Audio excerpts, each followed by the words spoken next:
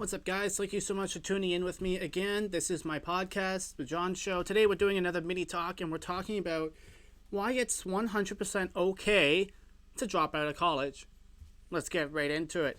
So basically, this is stigma, this idea that if you drop out of college, you're a failure.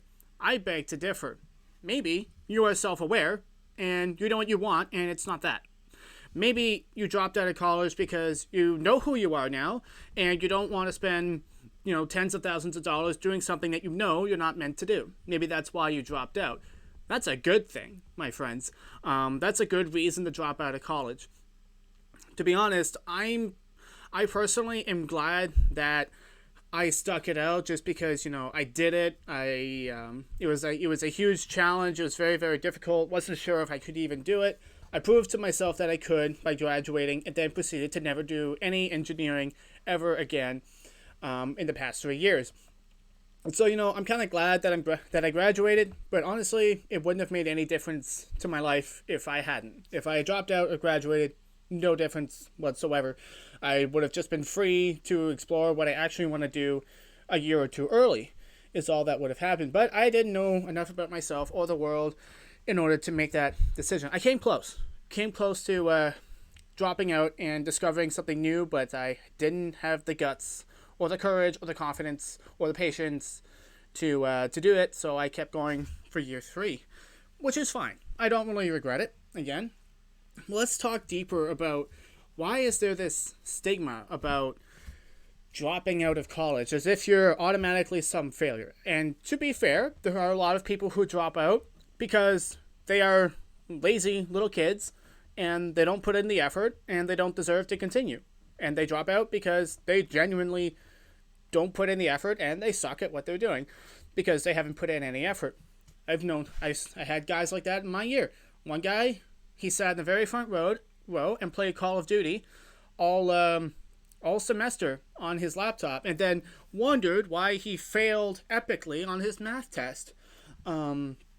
I didn't see him next semester, obviously.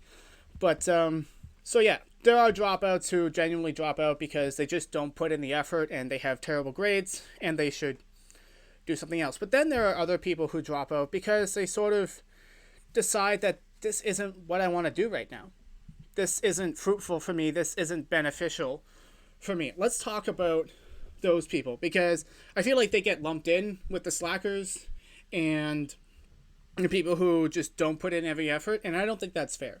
I think you can put in a lot of effort into something, and that's actually really great. If you have the work ethic to put effort into something that you don't genuinely know or believe is right for you yet, that's very, very commendable. But what's even more commendable is being brave enough to make a change and decide this is not what I want to be, this is not working out for me, I'm going to drop out and go find something else. Against all wishes of society. We're told that you have to go to school, you have to go to university, and you have to graduate. If you don't, you're a failure. Let's break that down. That's not even true. Like, what do you mean by failure? Like, you can barely even define what success looks like. So let's break it down. Like, what does success look like? Is it is it like a $500,000 mortgage in a nice house that's crammed in with a bunch of other houses and 2 cars on payments that you can barely afford, working a job that is basically paying you a salary that's the same price as the bachelor's degree that got you that job, which you are still paying down, by the way, and being trapped in a job that you now understand that you don't like and you hate, and not having enough savings to really do anything that you do care about or that you are passionate about. Is that what we mean by success? Because that's a lot of people right now, and I don't think anyone would consider that successful. So let's back up and try to define success in a way that actually means something to the people that we're trying to help. So I think success in this life can be a little bit different for everybody. I think without getting philosophical or religious or theological here, because we could totally do that, but we're going to have to save that for another time because I like to keep these podcasts, concise. Later, we'll have a theological and philosophical discussion, but without invoking the idea of God or the afterlife. I think success in this life could look a little bit different for everybody. If you want to be a photographer, driving across the country, and you succeed in doing that, well, guess what? That is success. I think the ability to do something that gives you meaning, purpose, and fulfillment in life, every day is success. And notice I didn't say happiness, because happiness can often come from within. We'll talk about that in a different episode.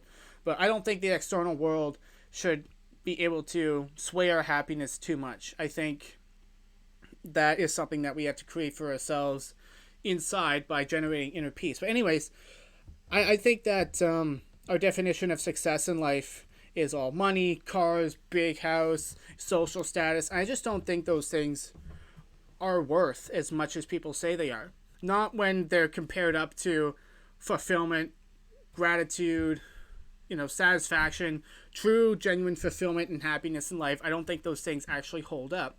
And so therefore, their definition of failure probably doesn't hold up either. If you fail to get 2 nice cars and a nice house and very good social status, you are a failure. Well, what if you don't care about those things?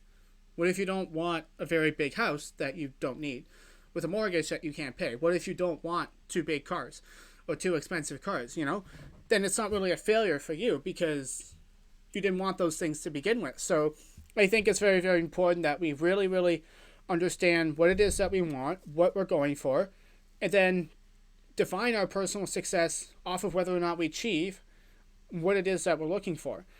And that's going to be different for everybody, because we're all looking for slightly different things in terms of career and financial success. We're looking for different things. Some of us want to be millionaires. Some of us just want to make $60,000 a year and paint, because that's what we love to do. All the more power to you. That's awesome.